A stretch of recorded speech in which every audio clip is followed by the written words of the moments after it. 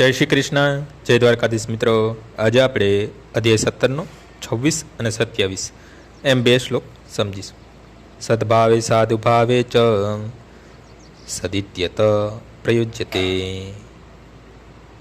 પ્રસ્થે કર્માણિ તથા સશબ્દ પાર્થ યુજ્યતે યજ્ઞે તપસી દાને ચ સ્થિતિ સદિતિ શોચ્યતે કર્મ ચૈવ તદથિયમ સદીયત્વાભિધીયતે. પરમ સત્ય એ ભક્તિમય યજ્ઞનું લક્ષ્ય છે અને તેને સત શબ્દથી સૂચિત કરવામાં આવે છે.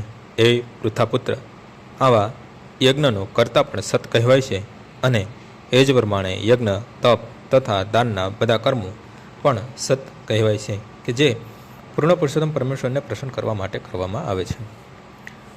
પ્રસ્થે કર્માણી અર્થાત નિયત કર્તવ્ય સૂચિત કરે છે કે વૈદિક સાહિત્યમાં એવી અનેક ક્રિયાઓ નિર્ધારિત કરેલી છે કે જે ગર્ભદાનથી માંડી મૃત્યુ સુધી સંસ્કાર રૂપે થાય છે.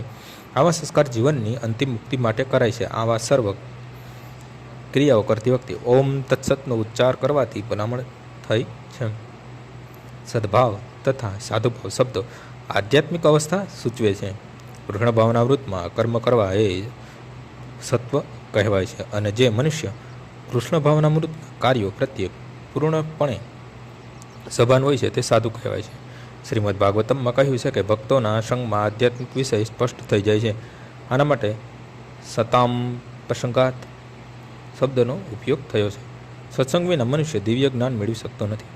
દીક્ષા વખતે કે યજ્ઞોપવિત સંસ્કાર વખતે ઓમ તત્સતનો ઉચ્ચાર કરવામાં આવે છે.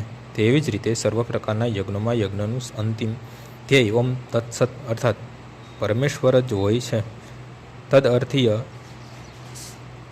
શબ્દ બ્રાહ્મણના પ્રતિનિધિ એવા દરેક કાર્યમાં સેવાનું સૂચક છે કે જેમાં પ્રભુ મંદિરમાં સોય કરવી તથા અન્ય કાર્યોમાં મદદ કરવા જેવી સેવા તથા ભગવાનના યશનો પ્રચાર કરનારા અન્ય કોઈ પણ કાર્યનો સમાવેશ થાય છે. એ જ રીતે આ ઉત્કૃષ્ટ શબ્દો ઓમ તત્સત સર્વ કાર્યો પરિપૂર્ણ કરવા માટે અનેક રીતે પ્રયોજાય છે.